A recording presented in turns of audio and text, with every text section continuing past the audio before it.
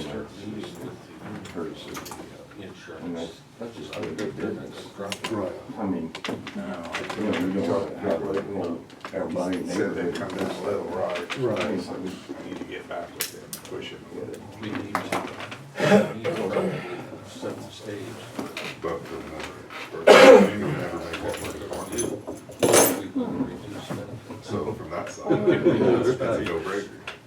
Can we You know that. make, do what we have to do? Plavix is working. And then increase. You know what Plavix the is? amount we put in our Yeah, HSA? works real well. There's We appreciate anything you can do for us. Is that another option? Sure. Yeah. It It's is. another- Obviously not I'll- welcome. It's enough. It's enough. Yeah. You're good choice. Morning, Jake. Augie, how are you? Good, you? Man, I'm just living the dream. 9 o'clock, yeah. Hey, don't start Till saying he what was I'm born. doing. Yeah. I don't trust you. You don't trust me? I didn't. I understand why. He's in St. Louis. Morning.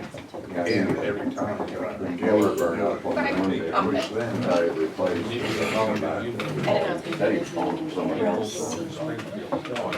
He'll be So they back. have an option. We're ready. I want to ask you a question after Yes. this. It's warm in here. Almost need to see anything. Okay, would everybody please rise to join with me in reciting the pledge? I pledge allegiance to the flag of the United States of America and to the republic for which it stands, one nation under God, indivisible, with liberty and justice for all. I'd like to welcome everybody to the special meeting of the Edgar County Board. Mr. Clerk, would you call the roll? Farnham. Lawton. McCarty. Here, Patrick. Yes. Bruner. Ellis. here. Voigt. Here. We do have a quorum. I'd like to announce that the agenda items, there was 3 items on the agenda to amend the commercial solar energy ordinance that is still on the agenda. Authorize the state's attorney to take appropriate legal action to collect funds owed from the Emergency Telephone System Board. We're going to withdraw that because parties have asked that they be given the opportunity to explore resolution to that issue. So we're withdrawing that.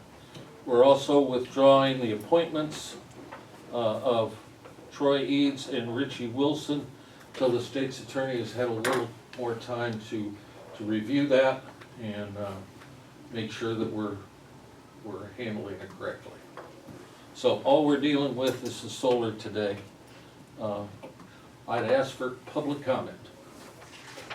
We ask that you ID yourself and try to limit your conversation or comments to the board to 5 minutes, please. Well, I'm Brent Foster. Hi, Brent. When I was here last month, I brought up an issue about the terraces and land erosion, and I never got a response back. That's why I'm here today.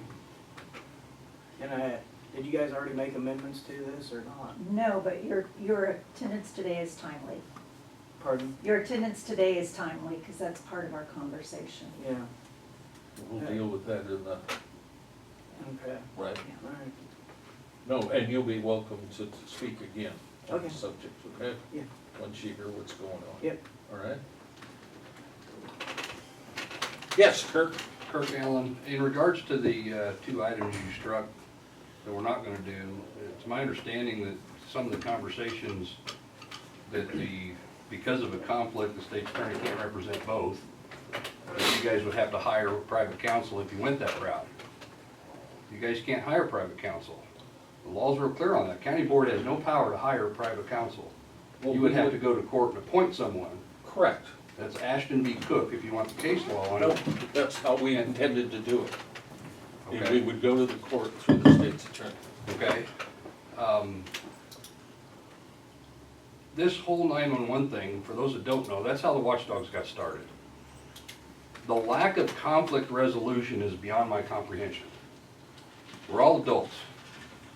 Why can't we resolve this? I agree. I agree. And that's what we're planning on doing. And I think Yeah, it was a right. productive meeting we had the other Right. day. But to see this on the agenda is just, when does it stop?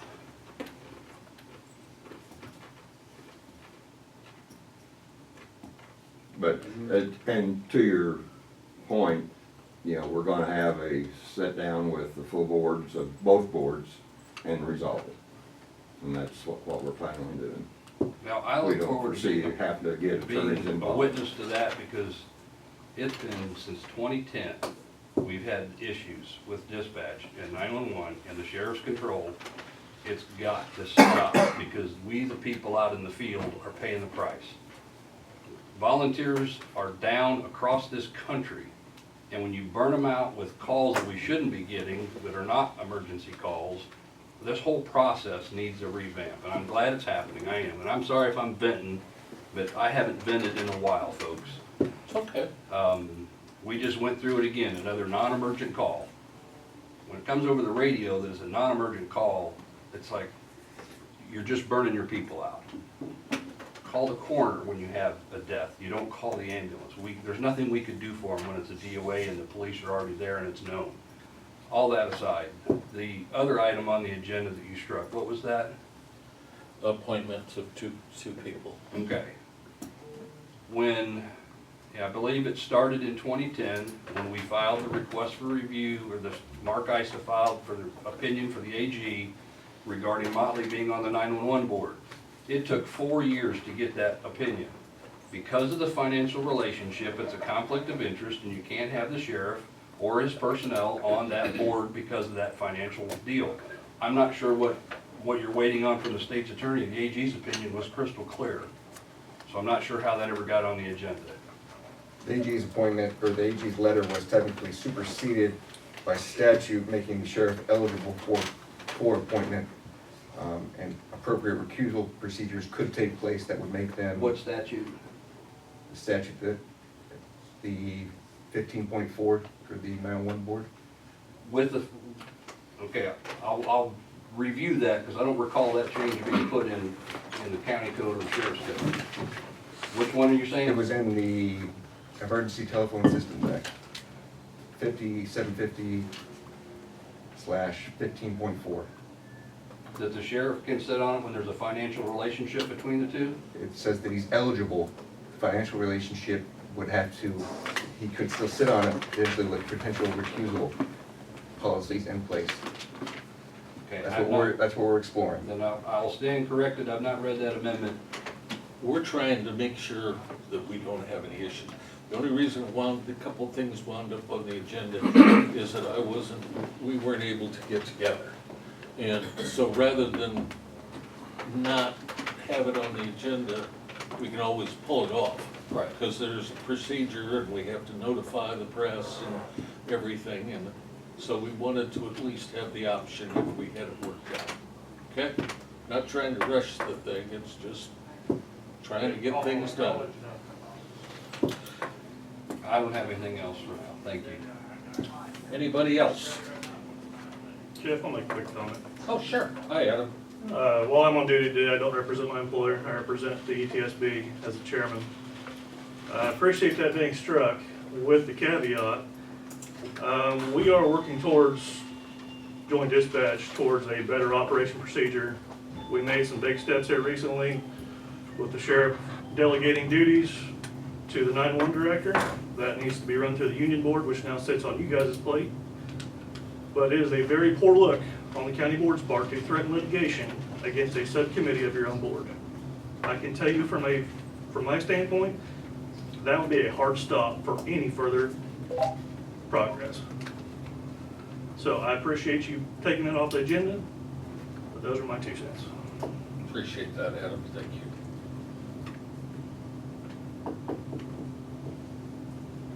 Okay, moving on. Jeff? Oh, I'm sorry, sir. Jerry Woodfall. Yes, Jerry. Onto the solar, obviously, the amended ordinance isn't gonna have, the tri-trades, but you can recommend it.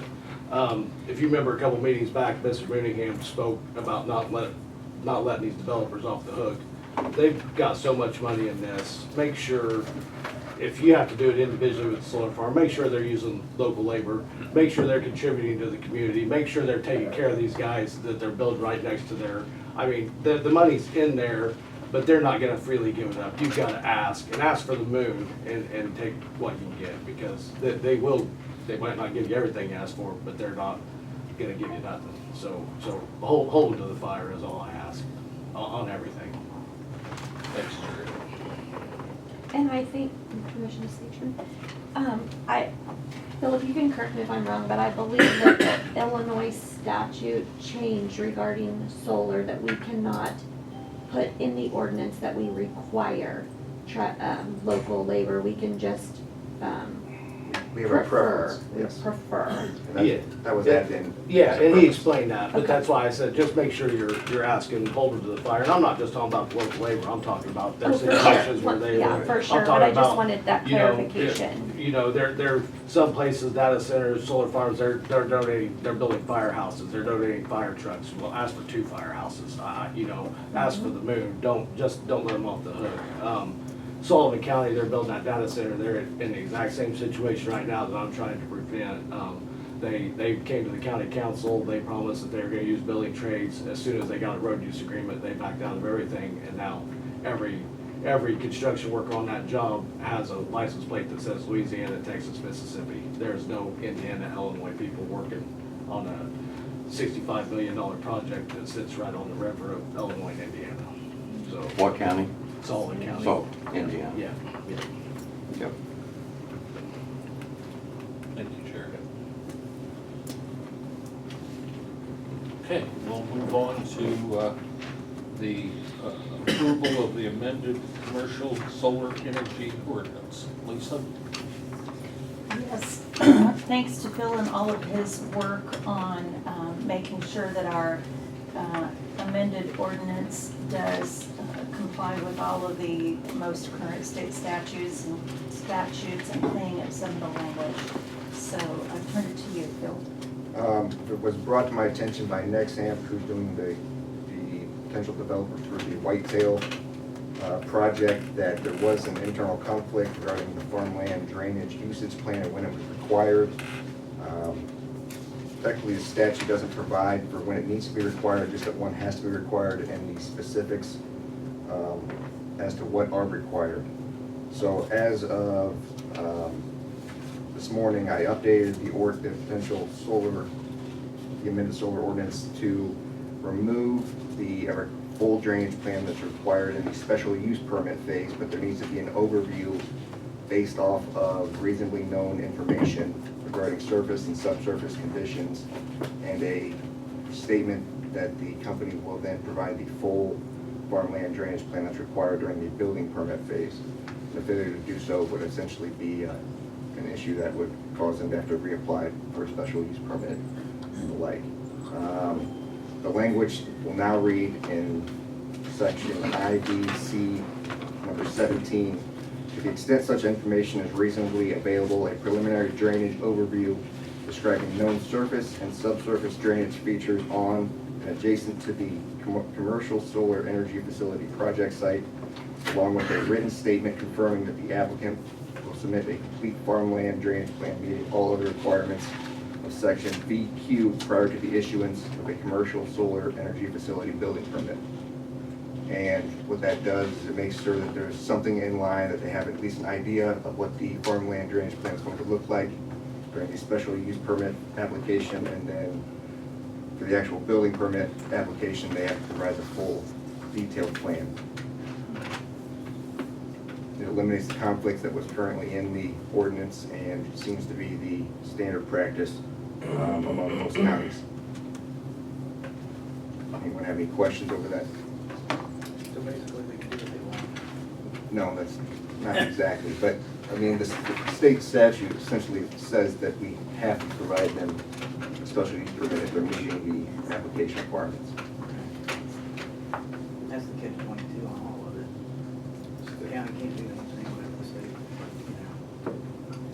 So Philip, I saw where you were referencing that in number 17 on page 8. But on page 14, the section Q on the farmland drainage plan, does that section change at all? No, there's no substantive change to that at all. That remains the same. So that's still all the things that are required as part of their farmland drainage plan. Prior to the issuance of the building permit? Correct.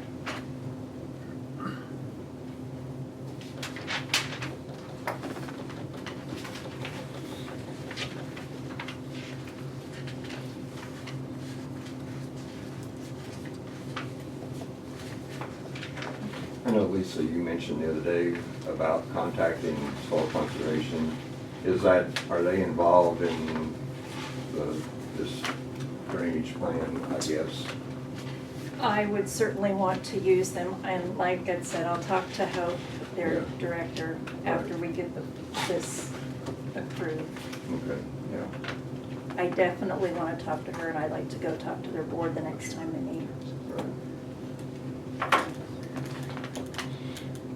Any other comments before we have a motion? Can I have a motion to approve the amended commercial solar energy ordinance with the new changes? Lisa moves.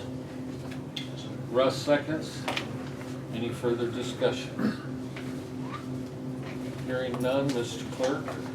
Farnum, Yes. Lawton, Yes. McCarty, Yes. Patrick, Yes. Bruner, Yes. Ellis, Yes. Voigt. Yes. It is approved. Next and last item is resolution of support for joint dispatching.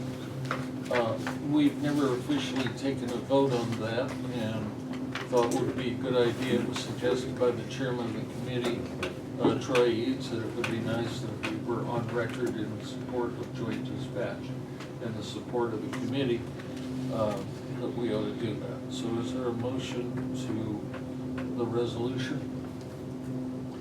Yes. Samantha moves, Andy seconds. Any further discussion? Mr. Clerk? Farnum, Yes. Lawton, Yes. McCarty, Yes. Patrick, Yes. Bruner, Yes. and Ellis. Yes. And yes. And Voigt. Yes. Sorry. So it's unanimous that we support the movement towards the joint dispatch of the city and the county. And go from there. So no other business is allowed under this meeting, so unless there's any other comments, I'd open it up to, again, the folks here, if they had any other comments. Hearing none, I'd entertain a motion to adjourn. Russ moves, Carl seconds. All those in favor signify by saying aye. Aye. Opposed, nay. We are adjourned. Thank you all for being here. Thank you. So if you want to.